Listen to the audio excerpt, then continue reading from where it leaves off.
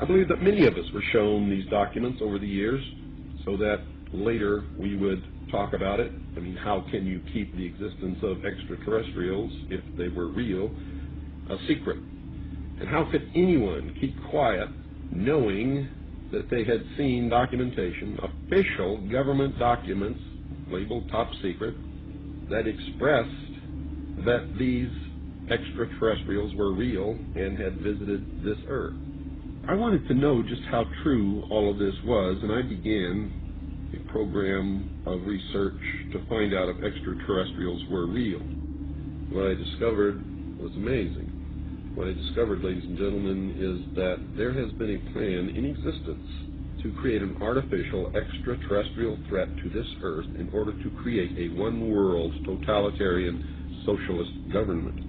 All the bombardment of the public with movies about flying saucers in the 50s, right after the United Nations Treaty was signed and the UN Participation Act was pushed through Congress, and all of the incidents since that have convinced the majority of the American people that flying saucers are real and extraterrestrials exist, and that flying saucers are from an extraterrestrial origin. This is being promulgated in many ways, by television commercials, in the movies, in the newspapers, by creating incidents either real or imagined.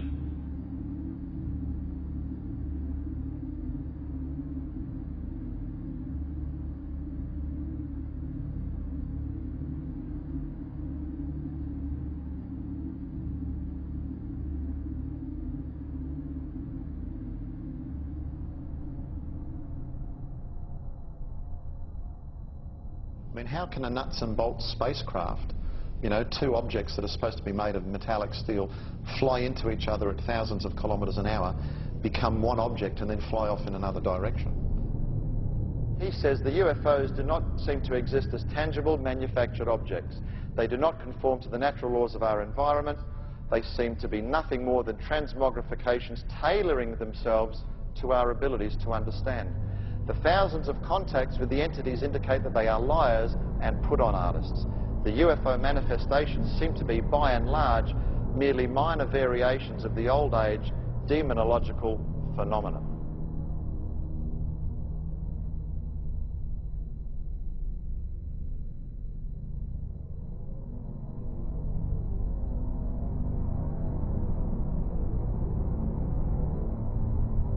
And again, the researchers will show you that the messages being received are deceptive in nature. They will tell you things like, well, you know, we've come from Venus or Mars in the 60s. That was the messages. Well, we now know that's impossible. Now they say they come from Sirius or Orion or Zeta Reticuli or somewhere far off, where we can't test those claims. And that's the problem.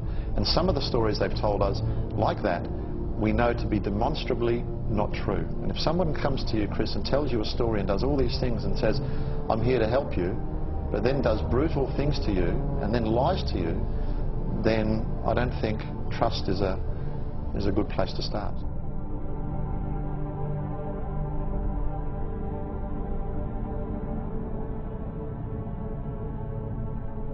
There is no evidence, I wish to emphasize, that these life forms from elsewhere are hostile towards us.